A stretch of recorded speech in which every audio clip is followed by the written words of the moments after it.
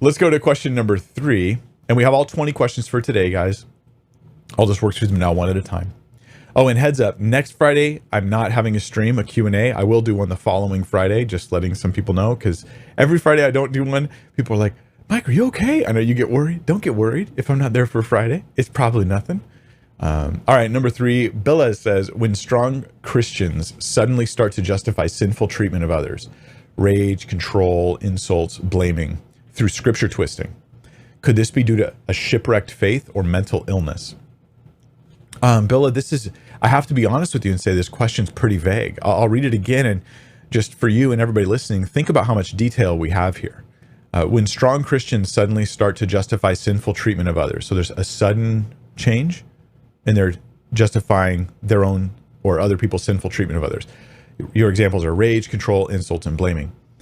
And you say it's using scripture. So through scripture twisting, could this be due to a shipwrecked faith or mental illness? My answer would be, yes, it could be. But obviously you're talking about situations that would probably all be different. It could be through scripture twisting. The scripture twisting, could be through some sort of shipwrecked faith. It could be through mental illness. It could be through just some compromise in their lives that they've become blind to. It could be that they've started listening to and associating with others who have the same sort of prideful blind spots in scripture twisting, and so they're adapting this behavior. Proverbs says that bad company corrupts good morals, good character. And so it could be part of the company that they're keeping. So I'm just saying it could be any of those things. The solutions are going to be similar in most cases.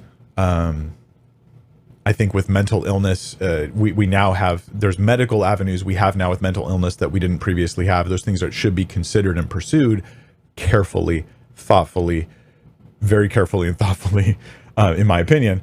But I can't tell people what they should or shouldn't pursue in that regard specifically, because I don't understand those things that well when it comes to the medical side of things.